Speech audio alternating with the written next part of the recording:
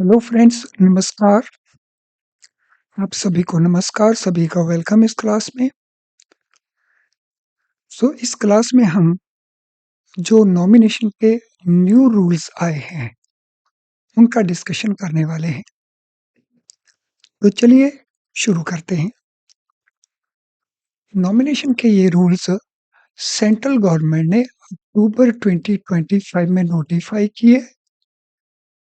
कौन से अकाउंट्स इसमें कवर्ड हैं? डिपॉजिट अकाउंट्स कवर्ड हैं, articles kept in safe custody accounts covered हैं and contents of safety lockers तीनों ही कवर्ड हैं।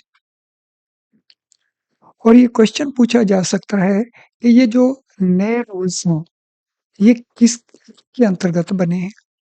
तो these new rules are according to Banking Law Amendment Act 2025। तो ये हमारा एग्जामिनेशन पॉइंट बन जाता है यहाँ पे। Date of effect in rules की क्या है? डेट ऑफ इफेक्ट यानी इम्प्लीमेंटेशन 1 नवंबर 2025 है। अब इन रूल्स के जनरल फीचर्स क्या हैं? ये भी हमारे एग्जामिनेशन पॉइंट है। पहला, there will be system of multiple nominations, यानी एक customer up to 4 persons, up to 1, 2, 3, 4 सभी केसेस में नॉमिनेट कर सकता है। और नॉमिनेशन साइमल्टेनियस भी हो सकती है, नॉमिनेशन सक्सेसिव भी हो सकती है। ये नॉमिनेशन क्या है, इसका डिस्कशन अभी करेंगे। डिपॉजिट अकाउंट्स के अंदर नॉमिनेशन साइमल्टेनियस भी हो सकती है, सक्सेसिव भी हो सकती है। इसको ध्यान से नोट कर लेंगे।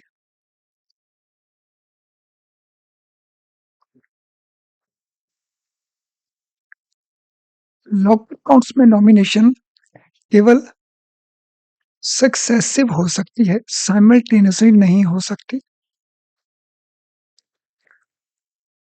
आर्टिकल सेफ कस्टडी वाले हों, लॉकर वाले हों, केवल सक्सेसिव नॉमिनेशन हो सकेगा। अब सक्सेसिव नॉमिनेशन क्या है या इसका इंपॉर्टेंट फीचर्स क्या-क्या हैं? डिपॉजिट अकाउंट्स में या आर्टिकल सेफ कस्टडी या लॉकर्स, तीनों में से किसी में ये नॉमिनेशन हो सकता है। और अप टू 4 नॉमिनीज हो सकते हैं इस नॉमिनेशन में भी और दूसरे वाली नॉमिनेशन में भी। सक्सेसिव नॉमिनेशन का इंपॉर्टेंट फीचर क्या है?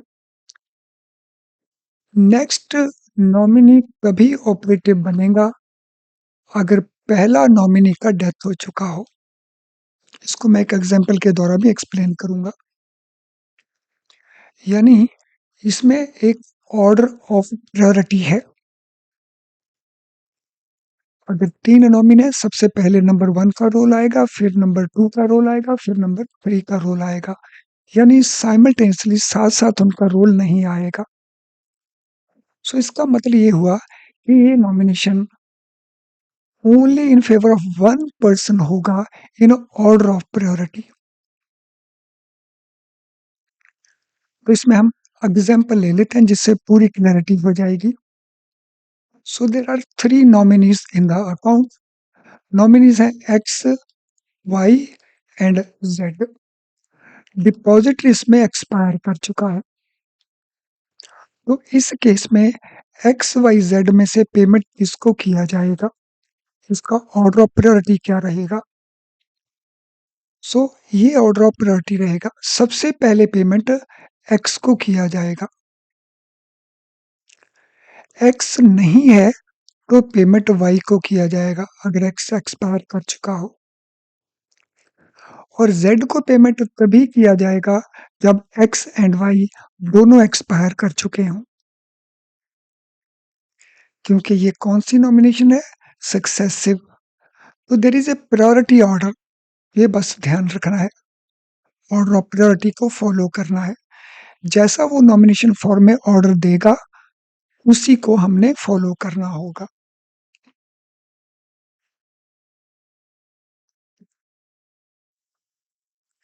इससे पहले कि हम दूसरी नॉमिनेशन की डिटेल्स देखें, ये इम्पोर्टेंट इन्फॉर्मेशन है आपके लिए। ये जो फ्री लाइव क्लास आप इस समय जॉइन किए हुए हैं, ये फ्री लाइव क्लास बहुत यूज़फुल है आपके स्कोर को इम्प्रूव करने के लिए। लेकिन एग्ज़ाम पास करने के लिए ये काफ़ी नहीं है।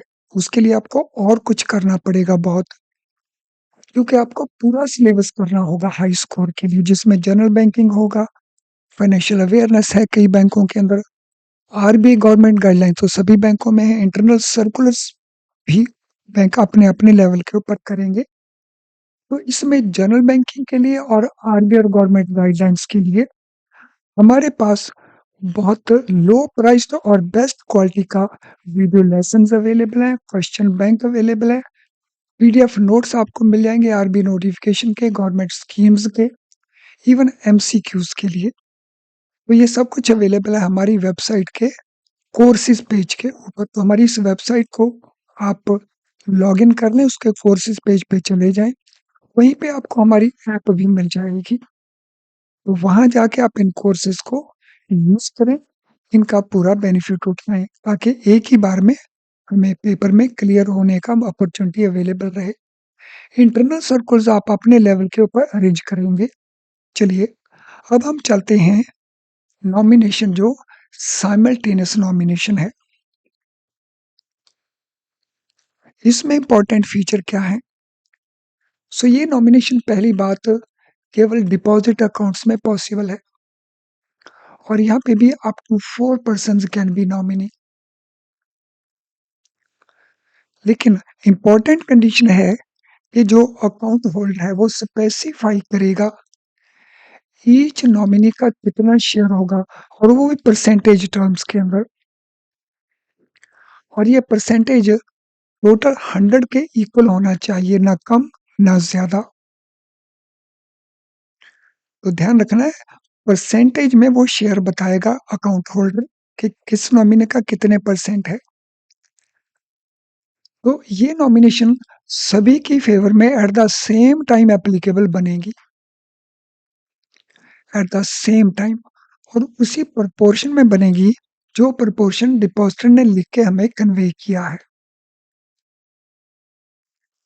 इसको एग्ज़ाम्पल के थ्रू भी हम अंडरस्टैंड करेंगे। लेकिन उससे पहले इसकी कुछ कंडीशंस हैं वो देख लेंगे। जो साइमल्टेनियस नॉमिनेशन है, ये वैलिड तभी होगी अगर इसमें दूसरी कंडीशन भी फुलफिल की जाएँगी। दूसरी कंडीशन क्या है? नॉमिनी की फ़ेवर में क्लियरली मेंशन होना चाहिए कि उसको अमाउंट का कितना रेशियो मिलेगा और वो भी परसेंटेज टर्म्स में। ये पहला कंडीशन है। दूसरा कंडीशन, नॉमिनेशन पूरे अमाउंट के लिए किया जाएगा, 100% अमाउंट के लिए, ना कम ना ज़्यादा। तो ये कंडीशन है जो फुलफिल करनी होगी। अगर नॉमिनी का नंबर मैक्सिमम 4 से ज़्यादा कर दिया जाए या कंडीशन ए और बी का कंप्लायंस ना किया जाए, ये जो कंडीशन ए एंड बी है, इनका कंप्लायंस ना किया जाए, तो नॉमिनेशन इनवैलिड हो जाएँगे। सो दिस मीन हम ये ट्रीट करेंगे कि उस अकाउंट में कोई नॉमिनेशन नहीं है। So there is no nomination in that account. अब हम, अगर डेथ हो जाता है नॉमिनी का साइमल्टेनियसली नॉमिनेशन के अंदर, अगर किसी नॉमिनेशन का डेथ हुआ, if any nominee dies before receiving the deposit, तो उस पोर्शन के लिए, उस अमाउंट के लिए, केवल उस अमाउंट के लिए नॉमिनेशन इनइफेक्टिव हो जाएगा। यानी अमाउंट के उस पोर्शन के लिए कोई नॉमिनेशन नहीं होगा। हम उसको विदाउट नॉमिनेशन अकाउंट ट्रीट कर लेंगे उस पोर्शन को, और विदाउट नॉमिनेशन हमें पता है कि वो क्लेम केस बन जाते हैं। तो यहाँ पे क्लेम केस पार्ट अमाउंट के लिए बनेगा, उस नॉमिनी के हिस्से का जिस नॉमिनी को ये डेथ हो गया उसका बिफोर क्लेम। एग्जाम्पल के थ्रू भी हम इसको समझ सकते हैं। 3 नॉमिनीज हैं। सो 3 नॉमिनीज कौन कौन से हैं? So let us say there are 3 nominees, A, B and C. Depositor expire हो चुका है। डिपॉजिटर ने जो शेयर प्रेस्क्राइब किए हैं वो कितने कितने हैं? ए के लिए 34, बी के लिए 45, सी के लिए 21। At the time of claim Z expire कर चुका है, तो कितनी पेमेंट की जाएगी? अब इस केस में इस पोर्शन के लिए नॉमिनेशन था ही नहीं, ये मान लिया जाएगा। तो पेमेंट एक्स को मिल जाएगा 34% ऑफ द पेबल अमाउंट, क्योंकि एक्स का शेयर कितना है? 34% है। तो हम इसको एक्स नहीं बोल के ए बोलेंगे, और ये बी है। तो बी में इसको मिल जाएगा 45%, क्योंकि उसका शेयर 45% था। और जो 21% अमाउंट है उसको हम ट्रीट करेंगे कोई नॉमिनेशन नहीं था, and it will be settled like a claim case. तो आई एम श्योर ये एकदम क्लियर हो चुका होगा। अब दूसरी एग्जांपल ले लेते हैं। सो 3 नॉमिनीज हैं, A, B and C. Depositor expire कर चुका है, और डिपॉजिटर ने जो रेशियोज मेंशन किए हैं, ए के लिए 32%, बी के लिए 41% एंड सी के लिए 23%। All the payment shall be made. Payment कैसे किया जाएगा? तो इस केस में इन तीनों का जो टोटल आता है वो 96% आता है। 32, 41 एंड 23 का। क्योंकि यहाँ 100 पूरा नहीं हो रहा, इसलिए मान लिया जाएगा इसमें नॉमिनेशन वैलिड नहीं था। और जब नॉमिनेशन वैलिड नहीं था तो ये पूरे का पूरा क्लेम केस बन जाएगा। I hope this funda is also very very clear.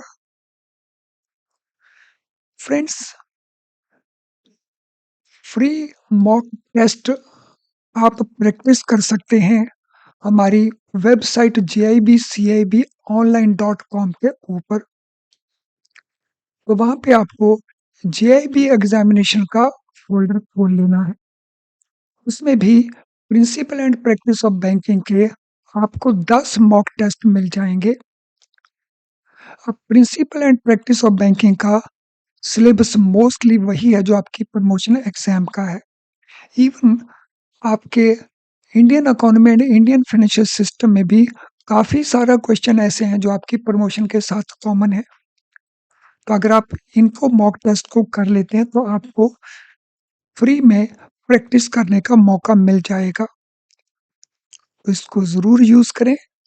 हमारी वेबसाइट है JIBCIBonline.com, और आपने जाना है JIB एग्जामिनेशन फोल्डर के अंदर, और वहाँ principal and practice and Indian economy. So this can be very useful for you.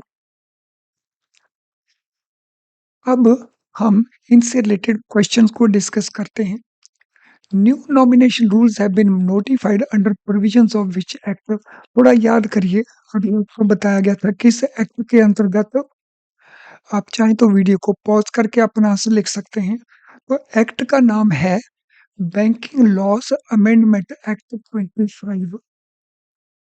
Question 2, new nomination become effective from which date. बहुत आसान है, it is 1 November 2025।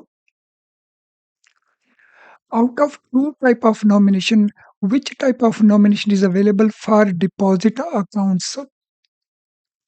Deposit accounts में दोनों ही टाइप के नॉमिनेशन अवेलेबल हैं, सक्सेसिव भी और simultaneously भी। सक्सेसिव है प्रायोरिटी वाला, और साइमल्टेनियसली है सारे के सारे एक साथ वाला। Out of 2 types of nomination which is available for locker and safe custody accounts. तो सेफ कस्टडी अकाउंट में केवल सक्सेसिव नॉमिनेशन अवेलेबल है, साइमल्टेनियस इसमें अवेलेबल नहीं है। Question 5, according to new provisions what can be maximum number of nominees, only 4 या up to 4 या less than 4? तो कौन सा ऑप्शन इसमें हमारा करेक्ट बनेगा? हम बड़ी आसानी से आंसर दे सकते हैं। It is answer B, up to 4, 4 तक, यानी 1 हो सकता है, 2 हो सकते हैं, 3 हो सकते हैं, 4 हो सकते हैं। So it is up to 4। B is a depositor. X, Y, Z are nominees in case of death of B. X and Y, who is entitled to receive the amount? तो B की death हो चुकी है, X की death हो चुकी है, Y की डेथ हो चुकी है, तो बचा कौन? Z. तो Z will obtain the payment. B is a depositor. X, Y, Z are nominees. उनके शेयर हैं 43%, 44% and 15%. टोटल अमाउंट है 10,20,000। आप कैलकुलेट करके मुझे बताइए किसको कितना मिल जाएगा। यस, क्विकली बता दीजिए, मैं वेट कर रहा हूँ आपके आंसर्स की।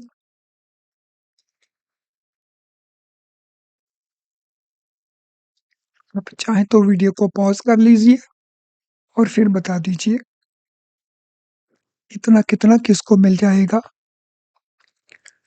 फ्रेंड्स, इस पर्टिकुलर केस के अंदर किसी को कुछ नहीं मिलेगा, नॉमिनेशन इनवैलिड है, क्योंकि इन परसेंटेजेस का टोटल 102 हो जाता है, जबकि ये होना चाहिए maximum 100। Question number 8, B is depositor.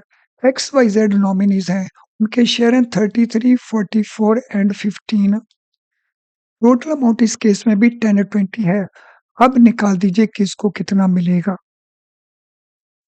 So who will get how much, किसको कितना मिलेगा कैलकुलेट कर दीजिए।